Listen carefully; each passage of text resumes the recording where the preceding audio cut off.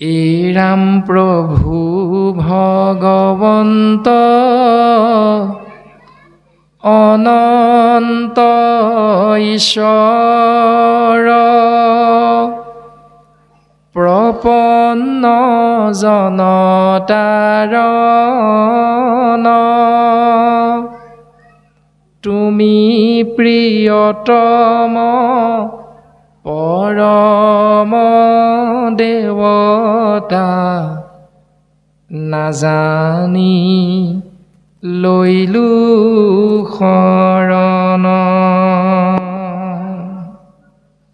এই বুলি লিখা আছেনে নামঘোষাত? কি বুলি লিখা আছে? জানিয়া লৈলো শৰণ বুলি আছে, নাজানি শৰণ লৈলো বুলি নাই লিখা। তাৰ মানে আজি আমি নামগৃহত উপস্থিত হোৱা বাপাইসকলে নজনাকে নামঘৰলৈ নাই অহা। নামঘৰত যে ভাগৱত অমৃতময় কৃষ্ণ নাম শ্ৰৱণ কীৰ্তন মহাভক্তি হ'ব এইটো জানিহে ঘৰৰ পৰা আহিছোঁ। জানি যদি আহিছোঁ তেতিয়াহ'লে হৰি নাম কীৰ্তনত নাহি কাল দেশপাত্ৰ নিয়ম সংযম একো বিধি হৰিত শৰণ লয়া কেৱল হৰি নাম কীৰ্তন কৰন্তে হোৱে সিদ্ধি। খুব সুন্দৰভাৱে মাধৱ গুৰুজনে আমাক দৰ্শন দিছে যে হৰিনাম কীৰ্তনৰ সময় বেলাত যেতিয়া ভগৱন্ত বস্তু বাংময় মূৰ্তিৰ নাম কীৰ্তন প্ৰকাশমান হৈ গ'ল ভকতৰ মুখপদ্মখনতে, থাকে আনৰ কথা পাতি, যদি আন কথাবিলাক পাতি থাকোঁ অন্তকালে নিয়া যমদূতে তাংক কৰে উগ্ৰ শাস্তি। এই আঘোণমহীয়া ধান নাদায় ডাঙৰি ঘৰলৈ নানি এই নামঘৰত ঘণ্টা ঘণ্টা জুৰি বহি থাকিবলৈ আপোনাৰ মোৰ কি প্ৰয়োজন আছে? কোনো প্ৰয়োজন নাই নহয় ইয়াত বহি থাকিবলৈ। প্ৰয়োজন আছে। এইটো আমি সমস্ত জনাই জানিলোঁ, জানিহে নামঘৰলৈ আহিলোঁ। যদি নাজানিলোহেঁতেন নামঘৰলৈ নাহিলোহেঁতেন, ধান দাই থাকিলোহেঁতেন। কিন্তু ধান নাদাই এটা দিন আমি ঈশ্বৰৰ নামত নিজকে ভকতৰ সেৱাত অৰ্পণ কৰিবলৈ নামগৃহলৈ যিহেতু আহিছোঁ, তাৰ অৰ্থটো হ'ল জানি নামে পখিলোঁ শৰণ। জানি নামঘৰলৈ আহিছোঁ, নামত শৰণে পখিছোঁ। দ্বিতীয় জোকা ঘোষা আমি আশ্ৰয় কৰোঁ এনেকৈ, অপৰাধ বিনাশন তজু নাম নাৰায়ণ নাজানি নামে পখিলো শৰণে আনগতি নাহিকে মৰণে। অপৰাধ ক্ষমা কৰি তুমি দয়াশীল হৰি মোক ৰক্ষা কৰিও চৰণে। ৰাম মোক ৰক্ষা কৰিও চৰণে। হে প্ৰভু, অপৰাধ বিনাশন তোমাৰ নাম হ'ল নাৰায়ণ। এটি জীৱই অপৰাধৰ পৰা মুক্তি লাভ কৰিব পৰা তোমাৰ নাম হ'ল নাৰায়ণ। সেই নাৰায়ণ নামত জানি শৰণ ল'লোঁ নে নাজানি শৰণ ল'লোঁ? এতিয়া জানি শৰণ ল'লোঁ। এতিয়া নাম আছে ক'ত? ভাৰত হাতত আছে অনেক দোকানী নিচিনি কিনিলে পুনু মিলাইবে বিঘিনী। এই ভাৰতবৰ্ষ বিভিন্ন দোকানী আছে, কিন্তু বিভিন্ন দোকানীৰ ওচৰত নাম বস্তু কিন্তু পোৱা নাযায়। আলু দাইল শাক পাচলিবিলাক পোৱা যাব, কিন্তু সকলো দোকানীৰ ওচৰত নাম বস্তু নাথাকে। য'তে ত'তে নথাকয় হৰি নামৰ ৰত্ন মহন্ত দোকানী কৰি ৰাখে মহাযত্ন।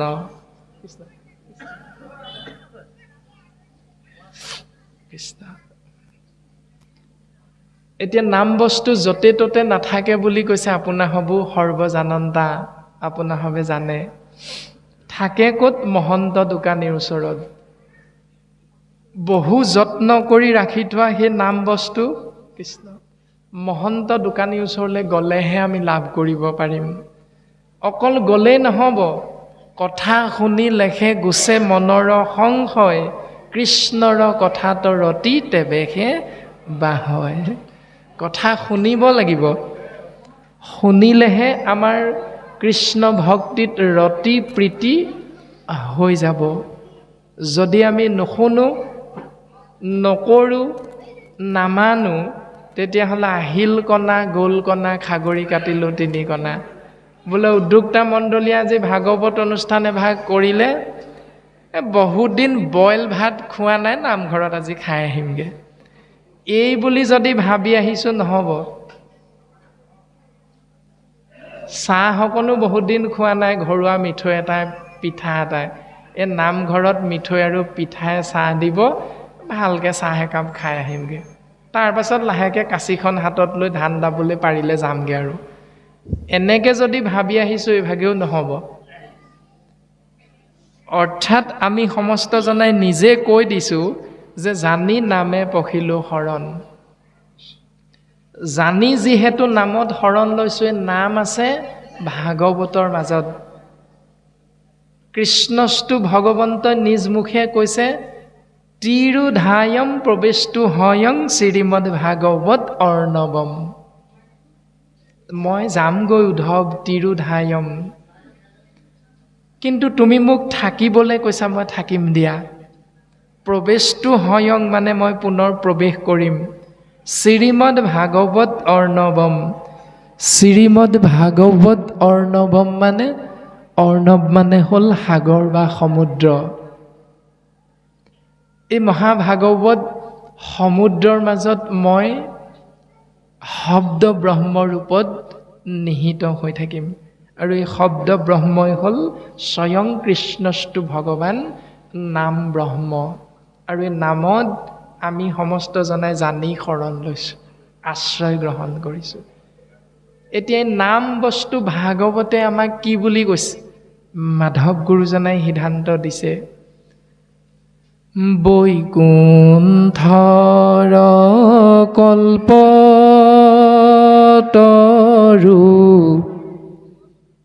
ভাগৱত শাস্ত্ৰ, ইহাৰ উত্তম ফল দান দক্ষিণা মাত্ৰ। কৈছেনে নাই কোৱাই বুলি? নাই কোৱা।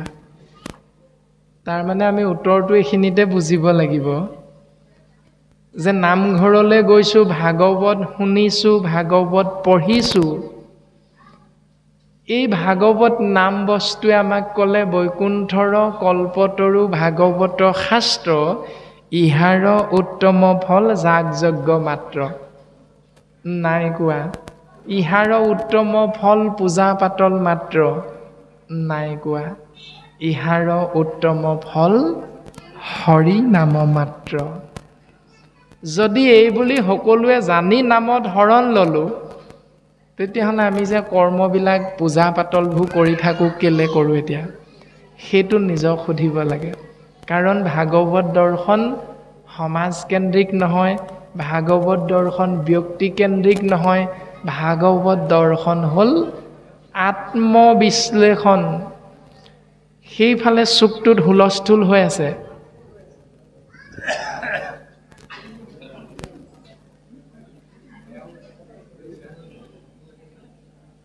আইসকলে ভয় খাব নালাগে, আমি কথাটোহে কৈছোঁ। কৃষ্ণ। তাৰমানে উদ্যোক্তা মণ্ডলীয়ে যে খুটাই খুটাই লিখি থয়, নীৰৱতা মানি চলক, মৌনতা অৱলম্বন কৰক, সৰু সৰু কাগজত টুকুৰা টুকুৰকে কেলে লিখি থয়?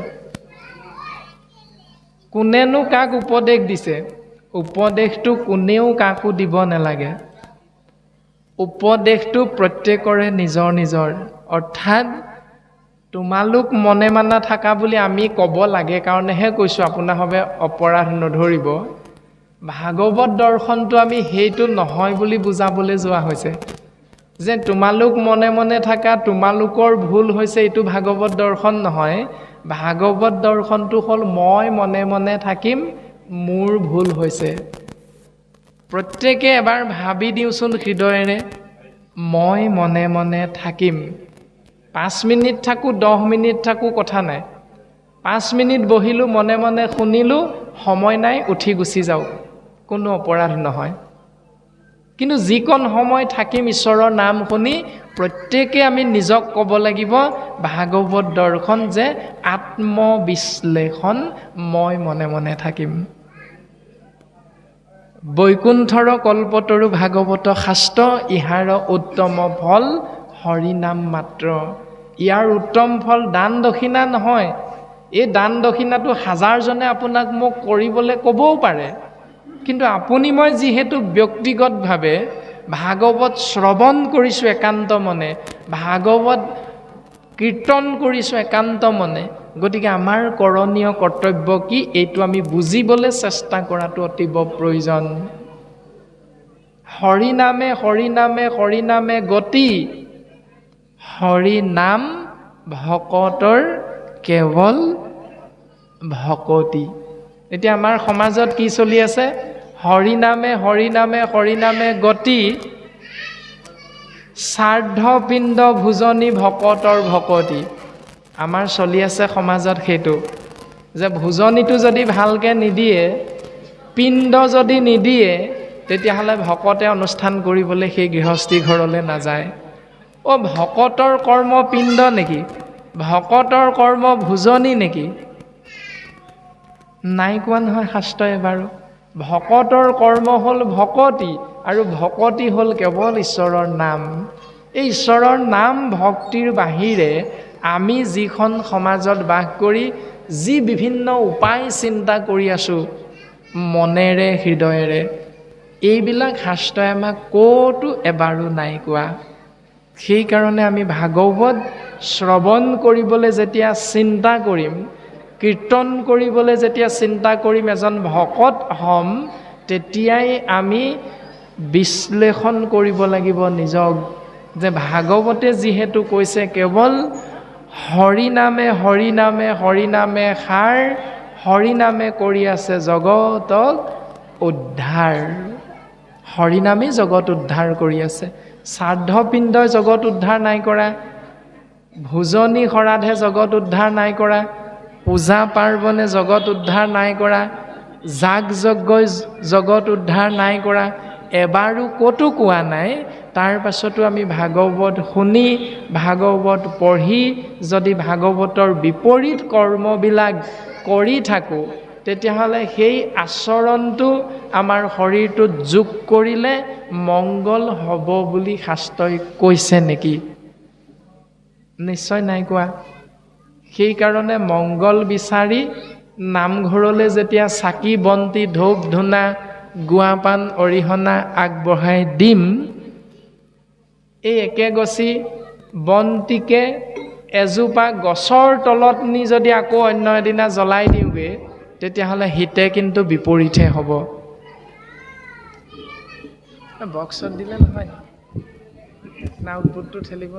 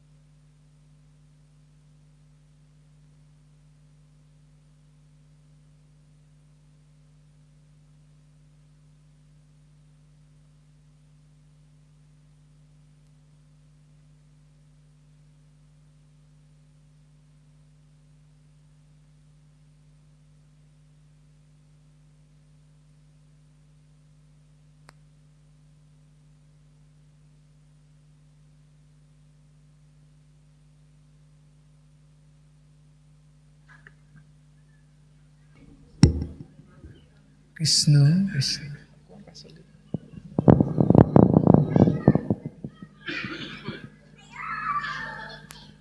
কৃষ্ণ কৃষ্ণ কৃষ্ণ কৃষ্ণ।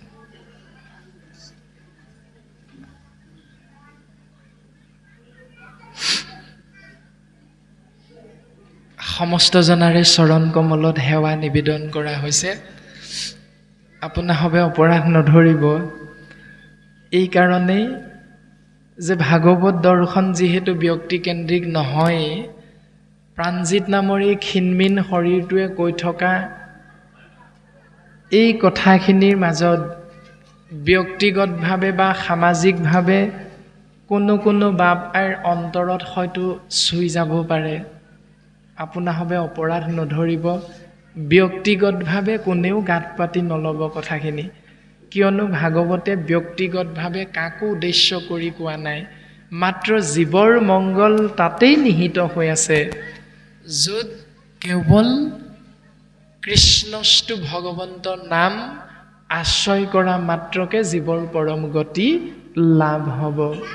প্ৰমাণটো আমি সকলোৱে এনেধৰণেই বুজিব পাৰোঁ যে একুৰা জুইৰ অৰ্থাৎ অগ্নিৰ স্বাভাৱিক স্বভাৱ হ'ল দাহকতা, পানীৰ স্বাভাৱিক স্বভাৱ হ'ল সিক্ততা।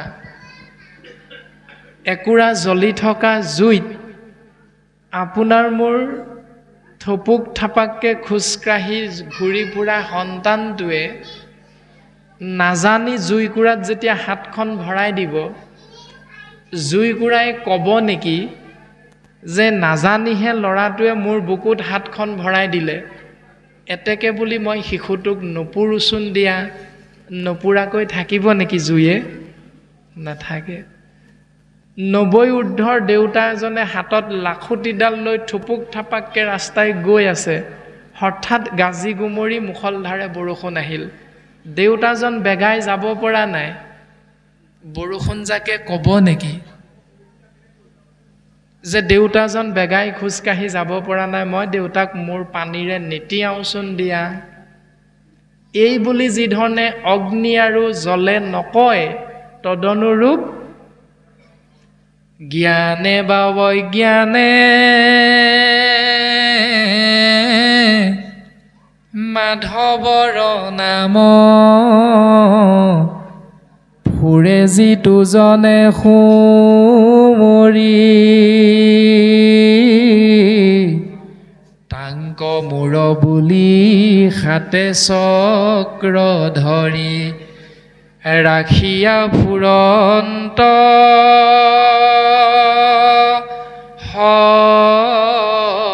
হৰি। আপুনি মই ঈশ্বৰৰ নাম জানিয়ে লওঁ বা নাজানিয়ে লওঁ, কিন্তু এক দেও এক সেও হ'বই লাগিব। তাক আমি জানিয়ে লওঁ বা নাজানিয়ে লওঁ, নাম আশ্ৰয় কৰা মাত্ৰকত সেই নামে জীৱক ক্ৰিয়া কৰিবই। কিন্তু পাৰ্থক্য মাত্ৰ ইমানখিনি যে কিমান দিনলৈ কৃপা কৰিব, কিমান সময়লৈকে কৰিব, কেনেকৈ কৰিব, এইটো নিৰ্ভৰ কৰিব সেই ব্যক্তিজনৰ মনৰ ভাৱনাৰ ওপৰত। কাৰণ ভাৱেই ভক্তি, ভাবিলেই ভগৱন্তক পায়। ৩য় স্কন্ধ কপিল দেৱহূতি আখ্যানত ভক্তিৰ জ্ঞান কপিল প্ৰভুৱে মাতৃ দেৱহূতিক দি গৈছে যে ভক্তিৰ প্ৰকাৰ বহুবিধ নহয়, মা ভক্তিৰ প্ৰকাৰ 3টা। এই 3টা কেনেকৈ হৈছে যে পুৰুষৰ মন সংকল্পৰ অনুসাৰে ভক্তি বহুবিধ হয়। 1 নম্বৰ ভক্তিভাগীৰ নাম হ'ল তামসিক ভক্তি, 2য় ভাগী হ'ল ৰাজসিক ভক্তি, 3য় ভাগী হ'ল সাত্ত্বিক ভক্তি। এই তামসিক, ৰাজসিক, সাত্ত্বিক ভক্তিৰ চিন্তা ভাৱনাবিলাক কেনেকুৱা? পৰক মাৰিবে প্ৰতি অন্যায় চিন্তা কৰা, মানে আনৰ অহিত চিন্তা কৰি দম্ভ মৎসৰ আতিশয় অহংকাৰযুক্ত হৈ আনৰ অন্যায় চিন্তা কৰি যিসকলে চাকি বন্তি ধূপ ধূনা গুৱাপান অৰিহণা ঈশ্বৰৰ ওচৰত অৰ্পণ কৰে, সেই ভাৱনা ভক্তিবিধৰ নাম হ'ল তামসিক ভক্তি। ইয়াত জীৱৰ কল্যাণ নহয় মা। বোলে আমুকৰ পুতেকে পথাৰত আলি দিবলৈ গৈ আপোনাৰ মোৰ মাটিডৰা এহাতমান ভিতৰলৈ ঠেলি লৈ গুচি আহিলে। আপোনাৰ মোৰ বল শক্তি নাই, ধন টকা পইচাও নাই কোৰ্ট কাছাৰীলৈ যাবলৈ। প্ৰভু তুমিয়ে চাবা আৰু তেওঁ। এই বুলি কৈ গুৱাপান এভাগ নামঘৰত দি থৈ আহিলোঁ। সেইটো হ'ল তামসিক ভক্তি, মানে আনৰ অন্যায় চিন্তা কৰি ভগৱন্তক কৃপা বিচৰা। ইয়াত জীৱৰ কল্যাণ নহয়। যিজনে কৃপা বিচাৰে সেইজনৰো নহয়, যিজনৰ অন্যায় চিন্তা কৰে সেইজনকো ভগৱন্তই অন্যায় নকৰে। দ্বিতীয়টো হ'ল ৰাজসিক ভক্তি।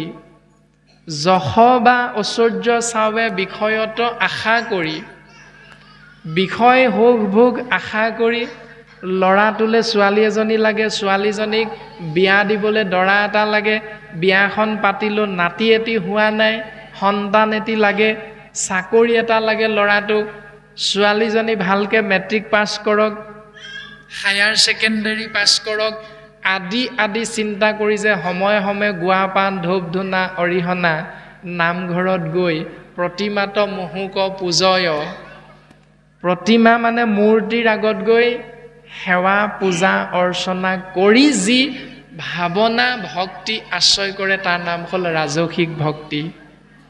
তাতো জীৱৰ কল্যাণ নহয়। পাপ মূৰ শৌক নাশ ভগৱন্ত শৌক প্ৰীতি। মোৰ পাপটো খণ্ডন হওক কোনজনৰ? আজি অনুষ্ঠানলৈ আহিলোঁ, ভাগৱত শুনিলোঁ, ঘূৰি গ'লোঁ, গৈ দেখিলোঁ ৰাস্তাৰ কাষতে বোৱাৰীয়ে দাই থোৱা ধানডৰা, দেখিবলৈ মন নোযোৱা মানুহজনৰ ছাগলীকেইজনীয়ে খচি শেষ কৰি পেলালে। গৈছোঁ ক'ৰ পৰা? নামঘৰৰ পৰা। কি শুনি গৈছোঁ? ভাগৱত শুনি গৈছোঁ। সমাজত এটা নামো আছে নামাচাৰ্য, সমাজত এটা নাম আছে পাঠাচাৰ্য, সমাজত এটা নাম আছে ভাগৱত ব্যাখ্যাকাৰক নামঘৰীয়া বুলি। কিন্তু হঠাৎ খংটো উঠিলে, হাতত যি পালোঁ তাকে দলি মাৰি ফৰমুঠি মাৰি দিয়াৰ লগে লগে ছাগলীৰ ঠেং এটা ভাগি থাকিল। অনুশোচনা হ'ল, হঠাৎ সম্বিত ঘূৰি আহিল, মইতো নামাচাৰ্য, মইতো কৃষ্ণ কথা শুনি আহিছোঁ নামঘৰৰ পৰা এইমাত্ৰ, মই এইটো কি কাম কৰিলোঁ? পাপ মূৰ শৌক নাশ, অনুশোচনাত পৰি যে মোৰ পাপটো প্ৰভু তুমি খণ্ডন কৰিবা, এই বুলি ভাবি ভগৱন্ত শৌক প্ৰীতি নুহি অৱশ্যকে বিধি মানি। কাৰোবাক ক'লে বিপদ। এতিয়া ইফালে সিফালে চালোঁ, কোনেও নেদেখিলে বুলিহে বাচিলোঁ, কাকো ক'বও নোৱাৰোঁ। তেনে ক্ষেত্ৰত নুহি অৱশ্যকে বিধি মানিয়ে সৰু সৰু ল'ৰা ছোৱালীবিলাকে আজিকালি ভকত পাবলৈ নাই। আজিকালি ভাল ভকত, পৰমাৰ্থিক ভকত, বুট মগু কেইটামান আনি ওচৰৰে সৰু সৰু 5-6জনমান ল'ৰা ছোৱালীক মাতি অ হৰি অ ৰাম কৰি এই পাপটো খণ্ডন হওক বুলি নিয়ম এটা কৰি পেলালোঁ। এইটো হ'ল সাত্বিক ভক্তি। মা, ইয়াতো জীৱৰ কল্যাণ নহয়। তাৰমানে এনে ধৰণে ভক্তি ভাৱনা আশ্ৰয় কৰি থকা সেই ব্যৱস্থাটো সম্পূৰ্ণ ৰূপত শাস্ত্ৰই কৈছে সগুণ ভক্তি 81বিধ। এই 81বিধ সগুণ ভক্তিৰ বিপৰীতে মা মাত্ৰ এবিধহে ভক্তি আছে, যাৰ নাম হ'ল নিৰ্গুণ ভক্তি। গতিকে তুমি সগুণ ভকতি যত কৰি তাংক পৰিহাৰ, নিৰ্গুণক কৰিও আশ্ৰয়। সেই মা কপিল প্ৰভুৱে মাতৃ দেৱহূতিক কৈছে তুমি নিৰ্গুণ ভক্তি আশ্ৰয় কৰা। এতিয়া নিৰ্গুণ ভক্তি মানেনো কি? মাধৱ গুৰুজনাই ঘোষা শাস্ত্ৰত খুব সুন্দৰভাৱে দৰ্শন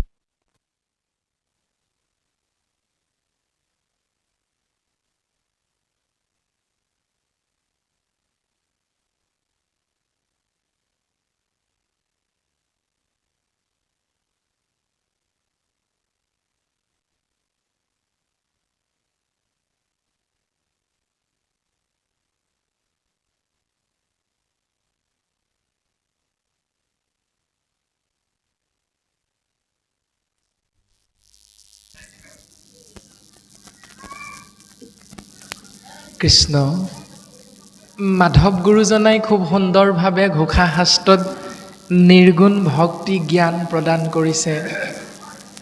হে কৃষ্ণ তুমি মাত্ৰ চৈতন্য স্বৰূপ নিত্য সত্য শুদ্ধ জ্ঞান সন্দিত আৱৰজতে কৈতো তোমাৰ বিনোদ ৰূপ চৰাচৰ মায়াৰে কল্পিত।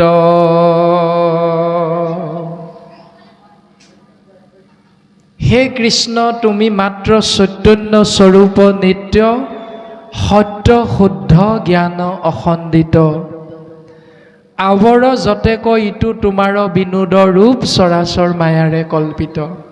কৃষ্ণই হ'ল চৈতন্য, বাকী হ'ল অচেতন। কৃষ্ণই হ'ল সত্য, বাকী সত্যৰ বিপৰীত হ'ল অসত্য। কৃষ্ণই হ'ল শুদ্ধ, বাকী সমস্ত অশুদ্ধ। তজু গুণ নাম হৰি কেৱল নিৰ্গুণ মাত্ৰ আৱৰ সমস্ত গুণময়। হে প্ৰভু গোবিন্দ গোবিন্দ গোবিন্দ গোবিন্দ গোবিন্দ ৰাম মুৰাৰী অনন্ত কোটি ব্ৰহ্মাণ্ডৰ হৰি অধিকাৰী। অনন্ত কোটি ব্ৰহ্মাণ্ডৰ গৰাকী প্ৰভু ভগৱানৰ নামো অনন্ত কোটি। সেইকাৰণে সমস্ত ভগৱন্তৰ নামেই হ'ল নিৰ্গুণ বুলি কোৱা হৈছে। তাৰ বিপৰীতে বাকী যি দেৱ দেৱতাৰ নাম আছে, মন্ত্ৰ আমি উচ্চাৰণ কৰোঁ, সকলোখিনি কিন্তু গুণময়। সেইকাৰণে তজু গুণ নাম হৰি কেৱল নিৰ্গুণ মাত্ৰ আৱৰ সমস্ত গুণময় এতেক জানিয়া হৰি তোমাৰ নামক মাত্ৰ কৰিলোহু সাৰ কৃপাময়।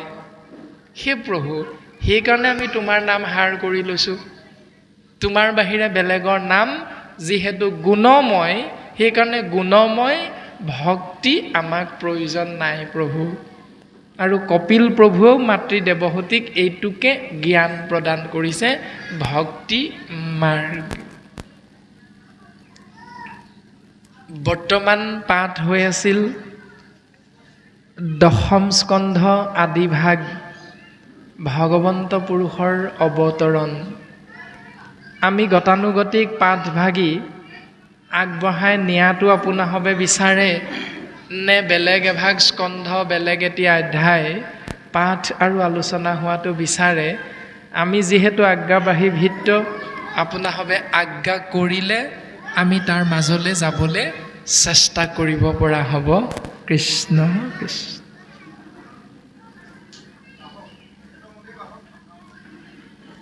কৃষ্ণ কৃষ্ণ। তেতিয়াহ'লে গতানুগতিকে আগবাঢ়ি যাওক নেকি? কৃষ্ণ হ'ব তেতিয়া ভাগে।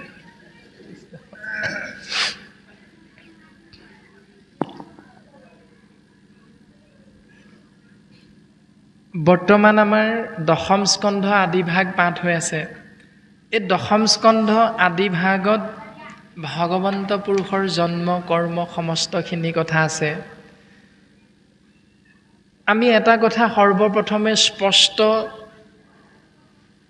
হৈ লোৱাটো ভাল। সমস্ত জনা আপোনাসৱ সৰ্বজানন্তা, তথাপিতো আমি আংশিক প্ৰকাশ কৰি দিবলৈ চেষ্টা কৰা হৈছে যে সৰ্বপ্ৰথম বৈকুণ্ঠৰ কল্পতৰু পুৰাণ সূৰ্য ভাগৱত বুলি ক'লে দশম ভাগীৰ কথাই আমাৰ মনলৈ আহে। কিয়নো শংকৰ গুৰুজনাই সৰ্বপ্ৰথম দশম ভাগীকে অনুবাদ কৰিছিল সংস্কৃতৰ পৰা, আৰু তাৰ বহু সময়ৰ পাছতহে তেৰাৰ প্ৰপন্ন শিষ্য মাধৱদেৱকে ধৰি গোপাল চৰণ দ্বিজ, অনিৰুদ্ধদেৱ আদিসকলে সংস্কৃতৰ পৰা এটি এটি স্কন্ধ, কোনো কোনো অধ্যায় অনুবাদ কৰি ইয়াত সংযোজন কৰিছে। আৰু শংকৰ গুৰুজনাই মাজে মাজে আৰু দুই এটি স্কন্ধ অনুবাদ কৰিছে। কিন্তু সৰ্বপ্ৰথম আমি চিন্তা কৰিলে দশম ভাগিকেই ভাগৱত বুলি সৰ্বপ্ৰথম প্ৰচলন হৈ আছিল। এতিয়া ভগৱন্ত পুৰুষ ঈশ্বৰ কৃষ্ণদেৱে উদ্ধৱক সিদ্ধান্ত দিছিল যে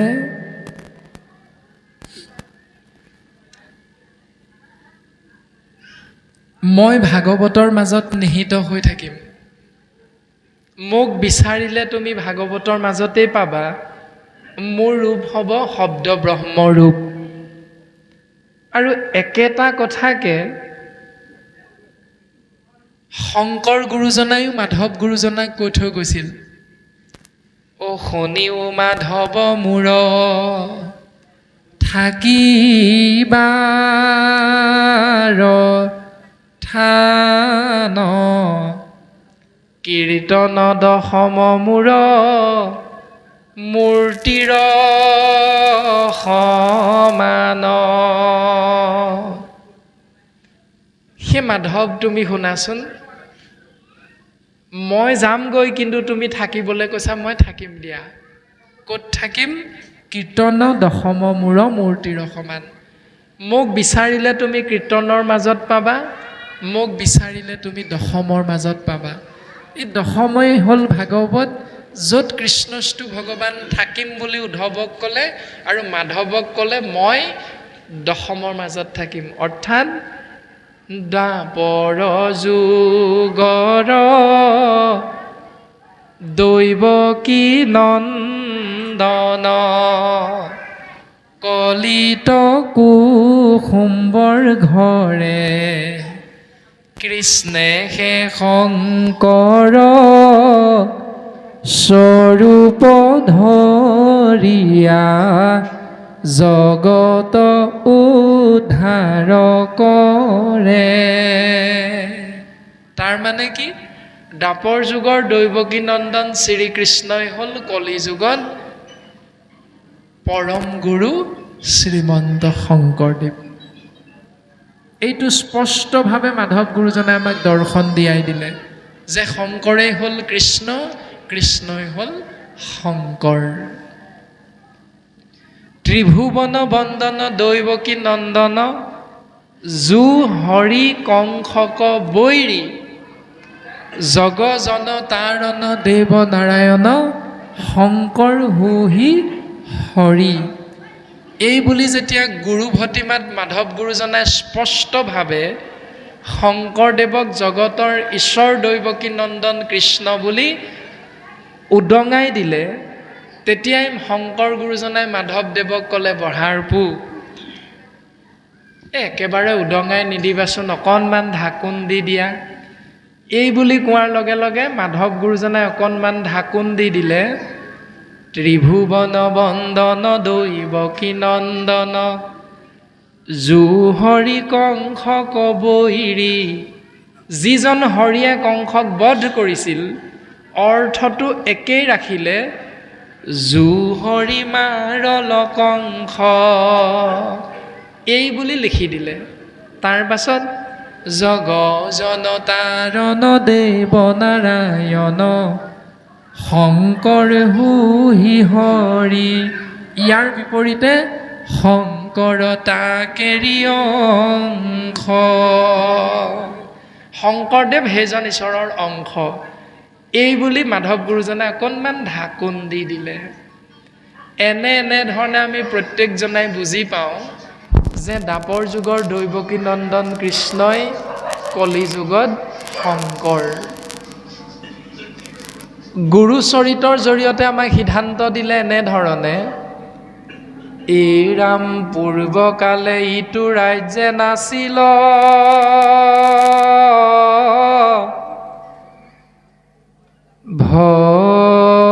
ভকতি নানা দেৱ পূজা মাত্ৰ আচৰে,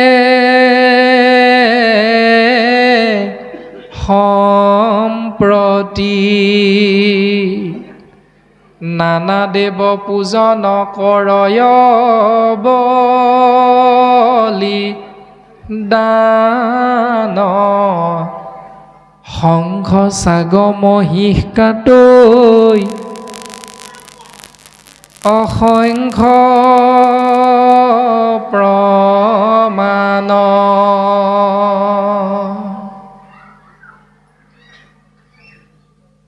নানা দেৱ দেৱতা পূজা অৰ্চনা কৰি জীৱবিলাক অধোগতি হৈছে। এই অধোগতি হোৱা দেখি ভগৱন্ত পুৰুষ পৰমাত্মা পিতৃয়ে বৈকুণ্ঠত চিন্তা কৰিছে, অলোকতল গৈল কলি পাপ সাগৰত কৃপাময় কৃষ্ণে চিন্তা কৰি বৈকুণ্ঠত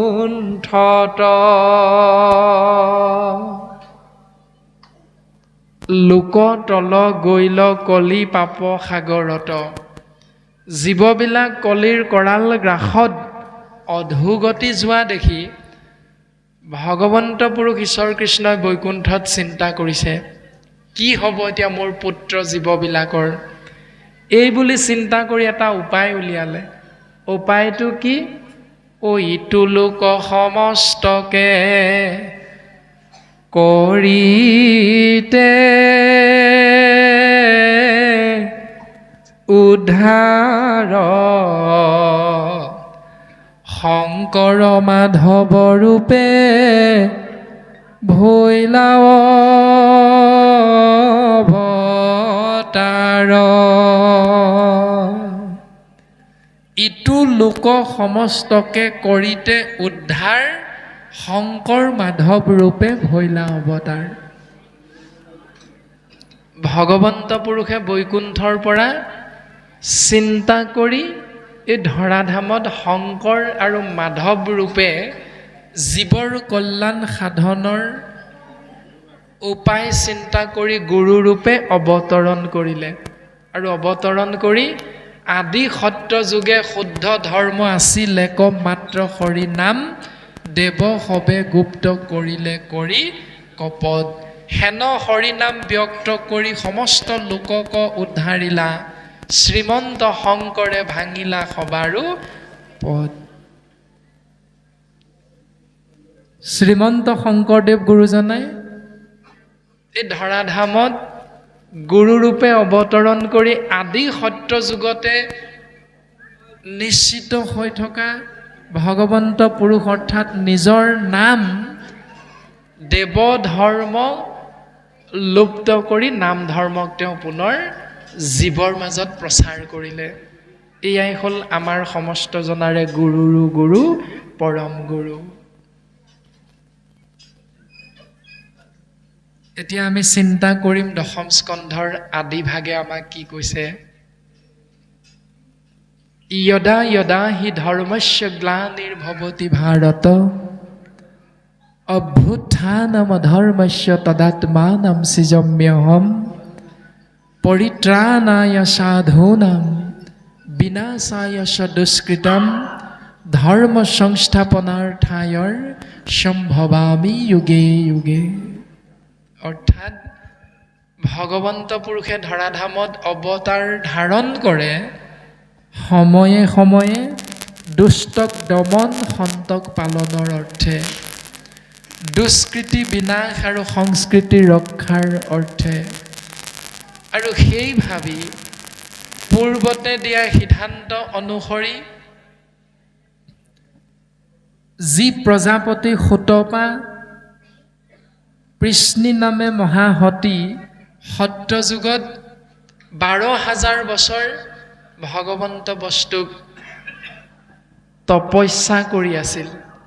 আৰু এই তপস্যাৰ অন্তত ভগৱন্ত পুৰুষে দুইজন পৰম ভক্তৰ সন্মুখত উপস্থিত হৈ দৰ্শন দিলে যে কোৱা ভক্ত তোমৰা হ'ব কি লাগে। এই বুলি কোৱাৰ লগে লগে প্ৰজাপতি সুতপা আৰু পৃষ্ণি মহাসতীয়ে একমুখে প্ৰকাশ কৰিলে যে প্ৰভু তোমাৰ নিচিনা এটি সন্তান আমি লাভ কৰিলেই আমি আনন্দিত হ'ম। এই বুলি কোৱাটো কিন্তু ভগৱন্ত পুৰুষে বিচৰা নাছিল, কিয়নো 12,000 বছৰ তপ কৰিছে ভগৱন্তক পাবলৈ, আৰু যি তপৰ অন্তত ভগৱন্ত পুৰুষক দৰ্শন পালে, সেই দৰ্শনেই হ'ল জীৱৰ মুক্তি। স্বয়ং কৃষ্ণস্তু ভগৱন্তক দৰ্শন পাইছে, কিন্তু সেই কথাটো নুবুজি সুতপা আৰু প্ৰিন্সি সতীয়ে পুনৰ গৃহস্থী ধৰ্ম পালন কৰিবৰ কাৰণে চিন্তা কৰিলে, অৰ্থাৎ ভগৱন্ত পুৰুষৰ মায়াত পুনৰ আশ্ৰয় গ্ৰহণ কৰিলে। আৰু ভগৱন্ত পুৰুষে সিদ্ধান্ত দিলে, চিন্তা নকৰিবা, মই 3 জন্মত তোমালোকৰ ইচ্ছা পূৰণ কৰিম। সুতপা প্ৰজাপতি আৰু পৃষ্ণি নামে সতী হৈ থাকোঁতে সত্যযুগত ভগৱন্ত পুৰুষে পৃষ্ণি গৰ্ভা নামেৰে অৱতৰণ কৰিলে ধৰাধামত। তাৰ পাছত কশ্যপ আৰু অদিতি হিচাপে যেতিয়া দুইজনাই ধৰাধামত আহি পাছত অৱতৰণ কৰিছে, তেতিয়া ভগৱন্ত পুৰুষে বামন স্বৰূপে তেওঁলোকৰ উদৰত গৰ্ভস্থ সন্তান ৰূপে ধৰাধামত জীৱৰ কল্যাণৰ হেতু অৱতৰণ কৰিছে।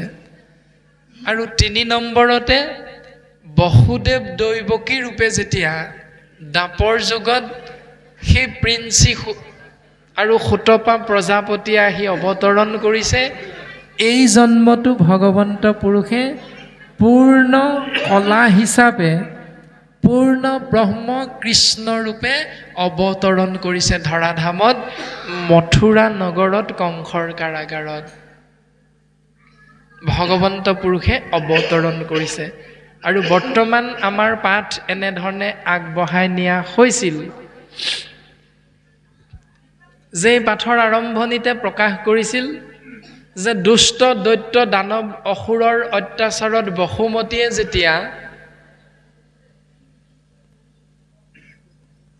ইয়াক সহ্য কৰিব পৰা নাছিল, তেতিয়া বসুমতীয়ে এজনী ধেনুৰূপা গাই, ধেনু মানে গাই, এজনী গাই গৰুৰ ৰূপ ধাৰণ কৰি প্ৰজাপতি ব্ৰহ্মাক স্তুতি কৰিছে।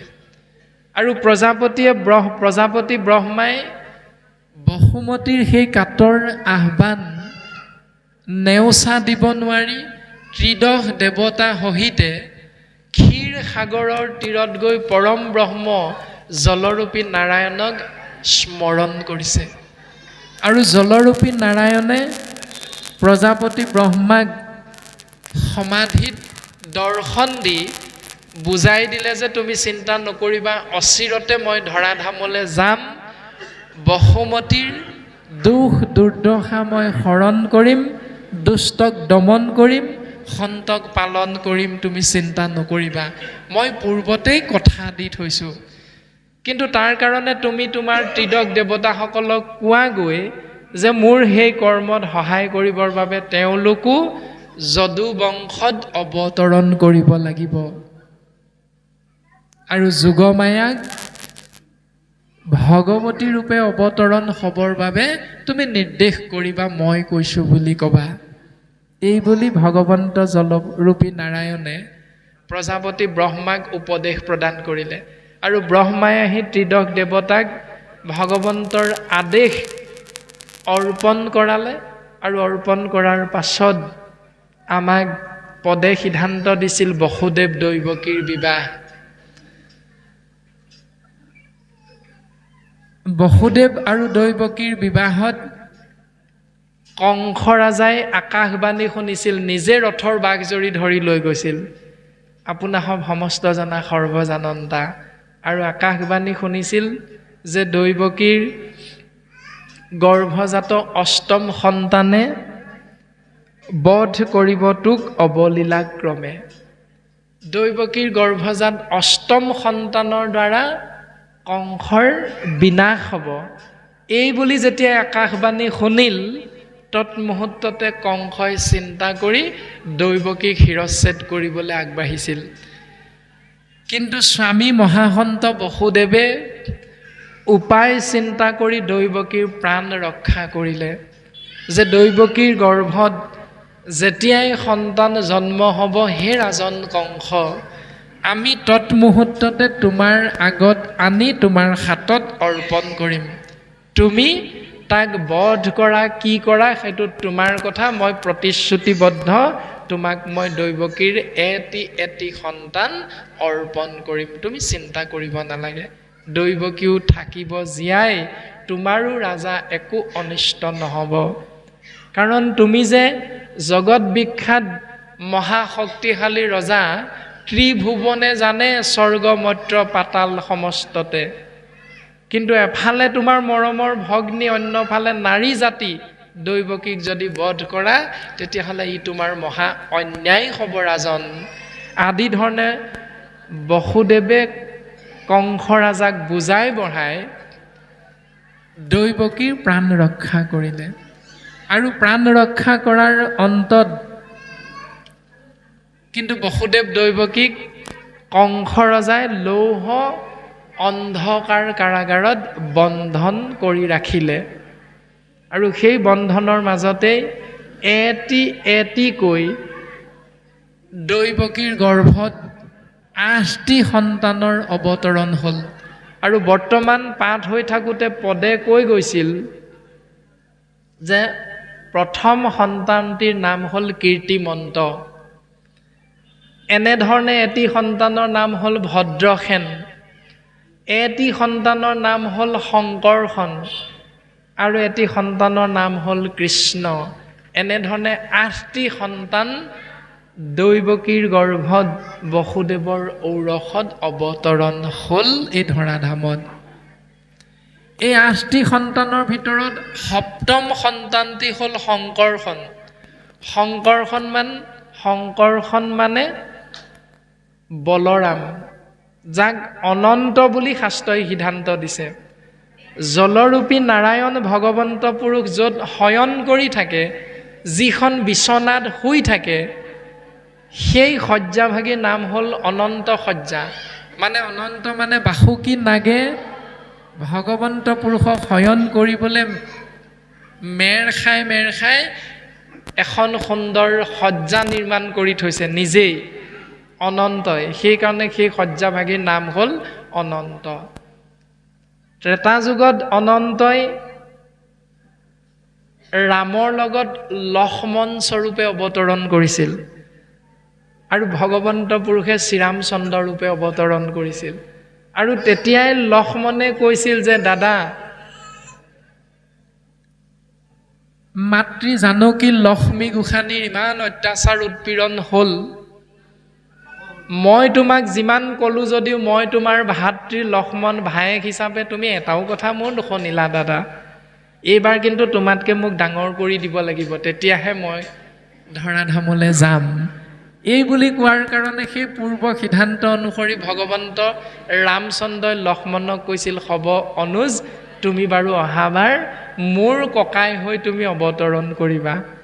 সেইকাৰণে অনন্তই সপ্তম পুত্ৰৰূপে দৈৱকীৰ গৰ্ভত অৱতৰণ কৰিছিল।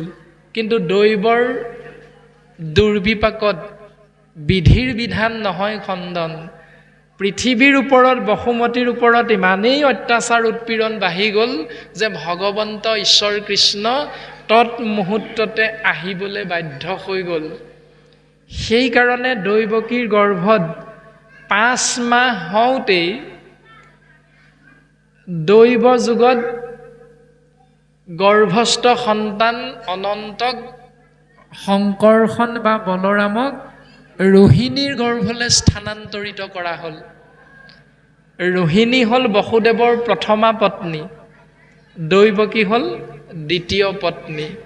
দুয়োফালৰ পৰা বসুদেৱ ডাঙৰ, বলৰাম ডাঙৰ দুয়োফালৰ পৰা কৃষ্ণতকৈ। 5 মাহ গৰ্ভস্থ সন্তান আগতীয়া, সেইকাৰণেও 5 মাহৰ ডাঙৰ। আৰু অন্যফালে ৰোহিণী যিহেতু দৈৱকীতকৈ প্ৰথম পত্নী বসুদেৱৰ, সেইকাৰণেও কৃষ্ণৰ ককায়েক হ'ল বলৰাম। আৰু জন্ম হ'ল গোকুলত, কৃষ্ণৰ জন্ম হ'ল মথুৰাত। আৰু ইফালে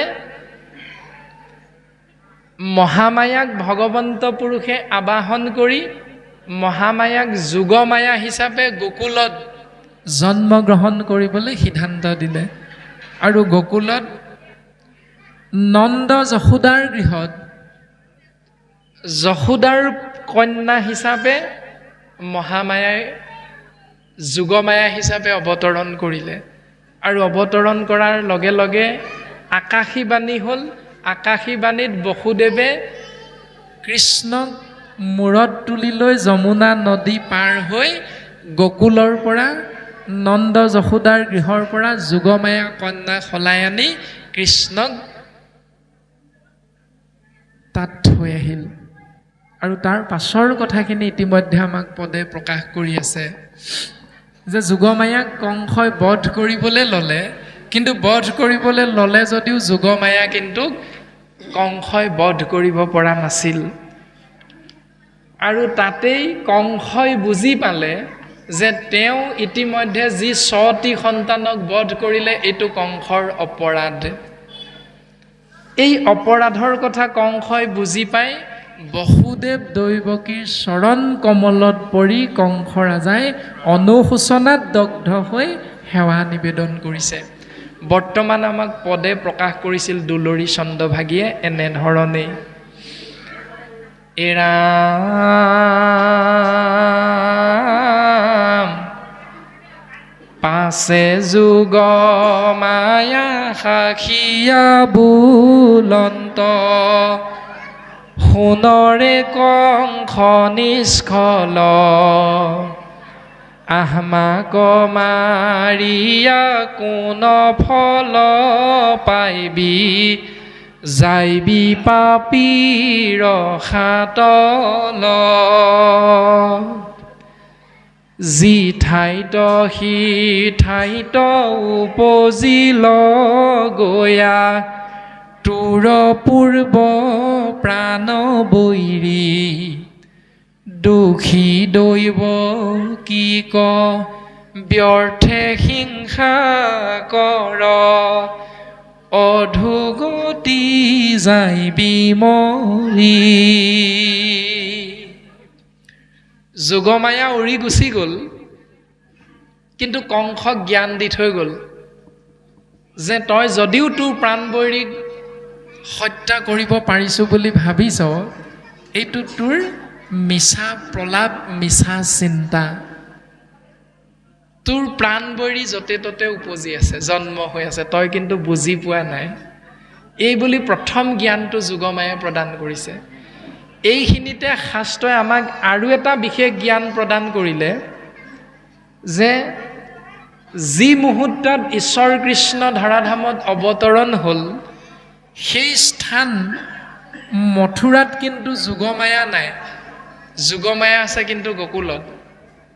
কিন্তু যোগমায়া যেতিয়া মথুৰালৈ আহিল, কৃষ্ণ কিন্তু মথুৰাত নাই, কৃষ্ণ গোকুলত আছে। তাৰ মানে মায়াৰ গৰাকী হ'ল স্বামী ঈশ্বৰ কৃষ্ণ। য'ত ঈশ্বৰ কৃষ্ণ প্ৰকাশমান হৈ থাকে, তাত একো বস্তু বেলেগ থাকিব নোৱাৰে। কিয়নো ভগৱন্ত পুৰুষ ঈশ্বৰ কৃষ্ণ নিজেই সমস্তৰে সৃষ্টিকৰ, নিজেই সমস্তৰে গৰাকী। সেইকাৰণে সেই স্থানভাগীৰ নাম হ'ল বৈকুণ্ঠ। ন যুগ কুণ্ঠ সমান বৈকুণ্ঠ। বৈ মানে নাই, কুণ্ঠ মানে ভয়। আজি যিভাগী অনুষ্ঠানত আমি উপবিষ্ট হৈ আছোঁ, ইয়াৰ নাম হ'ল নামঘৰ। এতিয়া নামঘৰ ভাগীৰ বৈশিষ্ট্য যদি আমি বুজিবলৈ যাওঁ, মত্তৰ বৈকুণ্ঠ বুলি কৈছে। এই ৰাম নামঘৰ নামঘৰ, অসমীয়া জাতি আমি এইয়ে পৰিচয়। নামঘৰ নামঘৰ, ভকতিৰ আলয়, জীৱৰে আশ্ৰয়। শুনানা জাতি গয়া জ্ঞাতি, ঘটে সমন্বয়, ঘটে সমন্বয়। নামঘৰৰ বিনে আমাৰ অস্তিত্ব নৰয় নামঘৰৰ বিনে আমাৰ অস্তিত্ব নৰয় এয়াই মৰ্ত্যৰ দ্বিতীয় বৈকুণ্ঠপুৰী আমাৰ নামঘৰ যিভাগে আমি অসমীয়া জাতিৰ পৰিচয় যাক ভকতিৰ আলয় আলয় মানে হ'ল গৃহ বা ঘৰ যাক ভকতিৰ কেন্দ্ৰবিন্দু বুলি সিদ্ধান্ত দিয়া হৈছে ইয়াত জাতি ধৰ্ম বৰ্ণ ভাষা নিৰ্বিশেষে শিক্ষিত অশিক্ষিত গাঁৱলীয়া নগৰীয়া আবাল বৃদ্ধ বনিতা শিশু যুৱক যুৱতী ককা আইতা সমস্তৰে সম অধিকাৰ আছে এই পবিত্ৰ পুণ্যধামত আৰু এই নামগৃহত আহি যি ধৰণে পবিত্ৰ পুণ্যধাম বৈকুণ্ঠৰ সপ্তম দুৱাৰৰ দ্বাৰৰক্ষী আছিল জয় বিজয় সেই জয় বিজয়ে ব্ৰহ্মাৰ মানস পুত্ৰ চাৰি সিদ্ধক ককৰ্থনা ইতিকিং অৱমাননা অপমান কৰাৰ কাৰণে বৈকুণ্ঠত থাকিও কিন্তু অসুৰ যোনিত জন্মগ্ৰহণ কৰিবলৈ অভিশাপিত হ'ব লগা হৈছিল সেইকাৰণে আমি প্ৰত্যেকে সাৱধান হোৱাটো অতিব প্ৰয়োজন যে যি পবিত্ৰ পুণ্যধাম মৰ্ত্যৰ ভক্তিৰ আলয় নামক গৃহ দ্বিতীয় বৈকুণ্ঠত উপস্থিত হৈ থাকিম সেই সময়খিনিত আমি কেনেকৈ থাকিব লাগিব আমি নামাচাৰ্য হ'ম আমি পাঠাচাৰ্য হ'ম আমি নামঘৰীয়া হ'ম কিন্তু আমি যদি কৈ দিওঁ বোলে নাম ল'বলৈ আজি কাক মাতিছা বোলে আমুকক তেতিয়াহ'লে আমি আৰু কৃষ্ণ হয় বোলে কিয় তেওঁৰ লগত মোৰ নচলে নহয় এই যে আমাৰ সামাজিক চিন্তাবিলাক কৰি থাকোঁ জয় বিজয়ৰ নিচিনা সেই আচাৰ আচৰণটো যদি আমিও কৰি থাকোঁ তেতিয়াহ'লে বৈকুণ্ঠত থাকিও আমি নৰকলৈ যাব লগা হ'ব সেইকাৰণে চিন্তাটো আপোনাৰ মোৰ প্ৰত্যেকৰে নিজৰ নিজৰ বৰ্তমান পদে সিদ্ধান্ত দিলে যে যিজন মায়াৰ গৰাকী যিজন কালৰ গৰাকী সেইজন যি স্থানত থাকে সেই স্থানেই হ'ল পবিত্ৰ বৈকুণ্ঠ এতেক বচন বুলি ভগৱতী কংসৰ আগে শুনাই অনেক থানত থাকি লন্ত পাছে নানা পূজা বলি খায় এই সমস্তখিনি কথা কংসৰ আগত জ্ঞান প্ৰদান কৰি ভগৱন্ত পুৰুষৰ নিৰ্দেশ মৰ্মে ভগৱতী মহামায়া যোগমায়া কালী ভদ্ৰা দুৰ্গা আদি আদি আপুনি মই যি নামেৰে নামাকৰণ নকৰোঁ কিয় একেগৰাকীয়ে কালী ভদ্ৰা দুৰ্গা মহামায়া যোগমায়া ভগৱতী একেগৰাকীৰ নামেই সেই একেগৰাকীকে ভগৱন্ত পুৰুষে ক'লে যে তুমি পৃথিৱীত থকা যাবগৈ নালাগে বোলে কিয় তুমি মনুষ্যৰ বলি পূজা খাই থাকিব লাগিব তাৰমানে উত্তৰটো কি যে ভগৱন্ত পুৰুষে মায়াক ৰাখি থৈ গ'ল এইটো কাৰণে যে জীৱবিলাকে প্ৰকৃততে মোক আশ্ৰয় কৰিব নে জীৱবিলাকে মোৰ মায়াত পৰি বিপথে পৰিচালিত হ'ব কোনটো এইটো পৰীক্ষা কৰিবৰ বাবে ভগৱন্তই যোগমায়াক মনুষ্যৰ পূজা বলি খাই থাকিবৰ বাবে ধৰাধামত থাকিবলৈ কৈ দিলে এইটো ভগৱন্তইহে কৈছে তেওঁক থাকিবলৈ কাৰণ এইটোৱে হ'ল ভগৱন্তৰ মায়াটো অবস্তুক দেখাবয় বস্তুক আৱৰি এহিটো মুহুৰ মায়া জানা নিষ্ট কৰি সেই প্ৰজাপতি ব্ৰহ্মা যিসকল জীৱই অবস্তুবিলাককে বস্তু বুলি ভাবি ভাবি চিন্তা কৰি পূজা সেৱা কৰি আছে সেইটোৱে হ'ল মোৰ মায়াটো তাৰমানে 10 মাহ 10 দিন মাতৃগৰ্ভত বহু দুখ কষ্ট ভোগ কৰি এটি সন্তান ধৰাধামত আহি অৱতৰণ হয় আৰু সেই সন্তানটিয়ে ডাঙৰ হৈ শিক্ষিত হৈ জ্ঞানী হৈ সেই পিতৃ মাতৃক বৃদ্ধাশ্ৰমত ৰাখে মায়াটো কোনটো 10 মাহ 10 দিন মাতৃয়ে গৰ্ভত দুখ যন্ত্ৰণা কষ্ট ভোগ কৰি পৃথিৱীলৈ সন্তানক লৈ আহে আৰু সেই সন্তানে ডাঙৰ হৈ শিক্ষিত হৈ জ্ঞানী হৈ সেই পিতৃ মাতৃহালক বৃদ্ধাশ্ৰমত ৰাখে। এইটোৱে হ'ল ভগৱন্তৰ মায়াটো। দ্বিতীয় কথাটো হ'ল ইমান দুখ কষ্টৰ মাজত থকা সেই পিতৃ মাতৃক সেৱা শুশ্ৰূষা ঈশ্বৰ জ্ঞান কৰাৰ বিপৰীতে মাটিৰে এটা মূৰ্তি নিৰ্মাণ কৰি মা মা বুলি কৈ ধূপ ধূনা জ্বলাই দুৰ্গা পূজা কৰি থাকে 4 দিন 5 দিনমান। এতিয়া ভক্তিটো প্ৰকৃততে ক'ত আছে? যিগৰাকী মাতৃয়ে 10 মাহ 10 দিন ধৰি আপোনাক মোক ধৰা ধামলৈ আনিলে, সেইগৰাকী মাতৃৰ দুখ দুৰ্দশা বুজিবলৈ আমাৰ সন্তানসকলৰ সময় নাই। বিপৰীতে যিগৰাকী ভগ্নী, সেই ভগ্নীগৰাকীক ভগ্নী হিচাপে সমাজত চিনাকি দিবলৈ সন্মান দিবলৈ টান পাওঁ।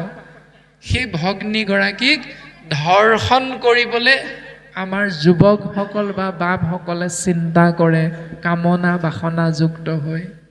একেজন বাপেই একেগৰাকী আয়ে গৈ মাটিৰ মূৰ্তি এটা বনাই মা মা বুলি ধূপ ধূনা জ্বলাই চিঞৰি থাকে।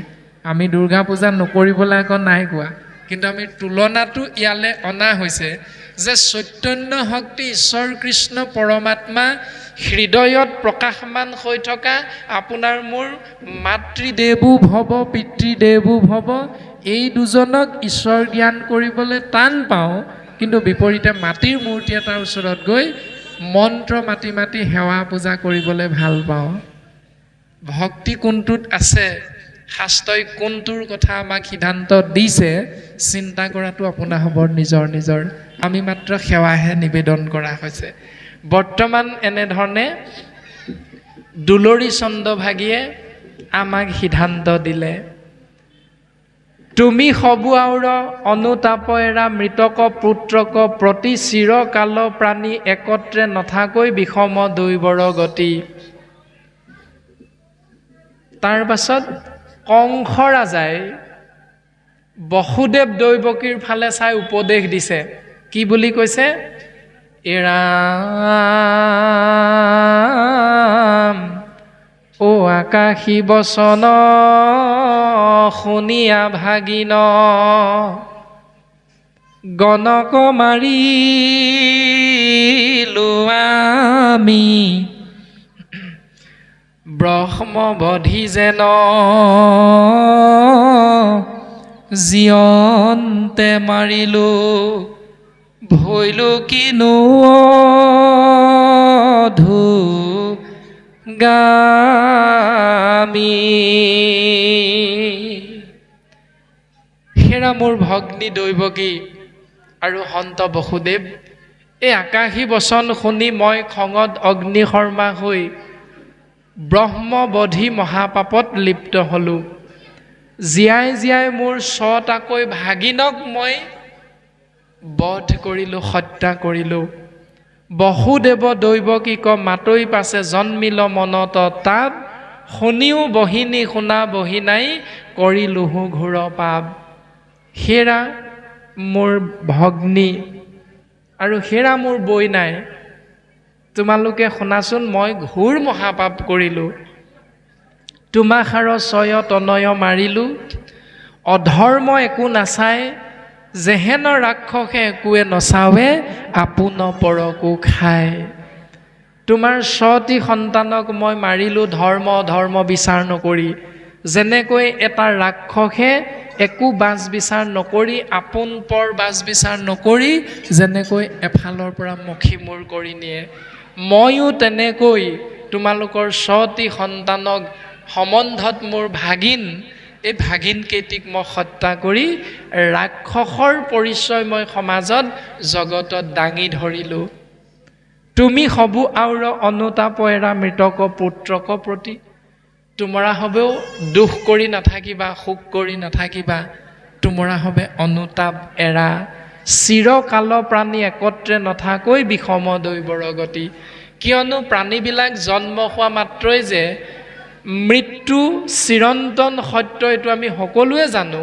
সেইকাৰণে আজি বা কালিলৈ জীৱ জন্ম হৈছে যেতিয়া মৃত্যু অৱশ্যম্ভাৱী, গতিকে এদিন কাৰোবাৰ আগ কাৰোবাৰ এদিন 5 গতিকে তোমালোকৰো এই সন্তান কেইটি হয়তো ধৰাধামত আয়ুস ইমানেই আছিল গতিকে এই সন্তান কেইটিৰ কাৰণে তোমালোকে বৰ এটা বেছি দুখ আৰু শোক কৰি নাথাকিবা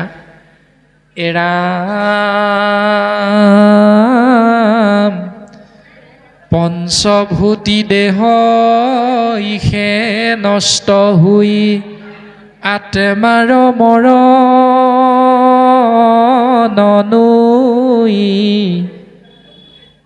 হেন বিমৰিষি কৰৈ যিটো প্ৰাণী নথাকৈ শোকৰ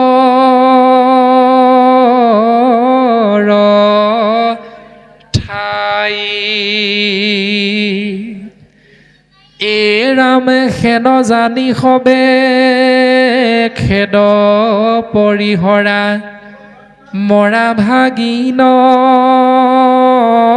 কলাগি তাসম্বাৰ শুইবে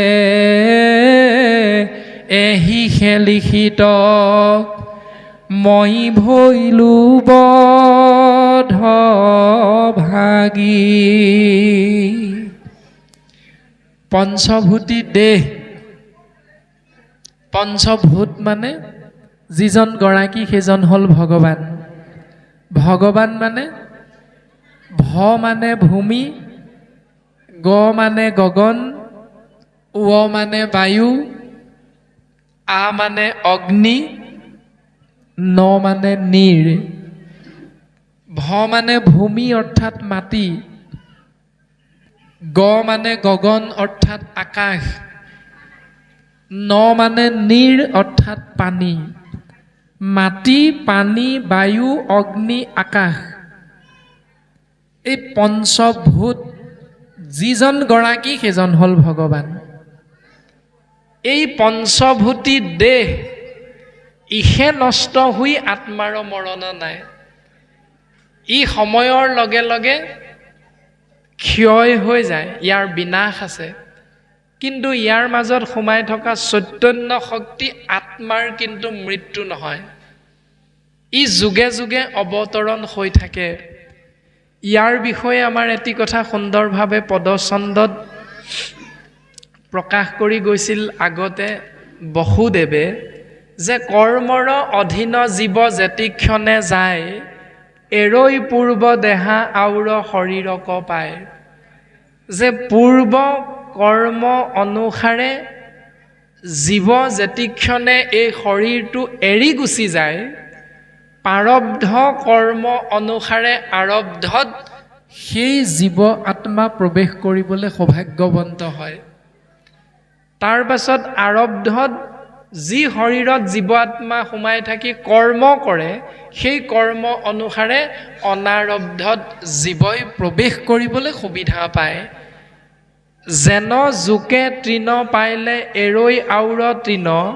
জীৱন মৰণ স্বপ্নে এৰে নুহি ভিন্ন যেনেকৈ এটা জোকে এডাল ঘাঁহত ধৰি থাকোঁতে যেতিয়ালৈকে অন্য এডাল ঘাঁহ নাপায় তেতিয়ালৈকে সেই জোকটোৱে নিজে ধৰি থকা ঘাঁহডালৰ পৰা কেতিয়াও আঁতৰি নাযায় যেতিয়াই সেই ঘাঁহডালৰ কাষতে অন্য এডাল ঘাঁহ পাই যাব তৎক্ষণাত জোকটোৱে সেই ঘাঁহডালত গৈ খামুচ মাৰি ধৰে আৰু পূৰ্বৰ ঘাঁহডাল এৰি দিয়ে ঠিক তেনেকৈ এটি জীৱ আত্মাই যি শৰীৰতে নাথাকক কিয় সেই শৰীৰটোত প্ৰকাশমান হৈ থাকোঁতে যি কৰ্ম কৰিব সেই কৰ্ম অনুসাৰে পাছৰ জন্মত গৈ তেনে এটি শৰীৰ লাভ কৰিব একে আশাৰে যদি আমি চিন্তা কৰোঁ 24 তত্ত্বৰে গঠিত পঞ্চভূতি নৰদেহাত আমি জীৱাত্মাবিলাক আহি প্ৰৱেশ কৰিলোঁ ই হ'ল আমাৰ আৰব্ধ আৰু প্ৰাৰব্ধ কৰ্মৰ কাৰণে আমি আৰব্ধত মনুষ্য শৰীৰ পালোঁ কিন্তু ইয়াৰ পাছত অনাৰব্ধত আমি কি হ'ম ইয়াৰ সিদ্ধান্ত এই শৰীৰটোত থকা 24টা তত্ত্ব 10 ইন্দ্ৰিয় এইবিলাকৰ কৰ্মৰ ওপৰত নিৰ্ভৰ কৰিব অৰ্থাৎ নকৰিলো হিৰে মাধৱক নম নমস্কাৰ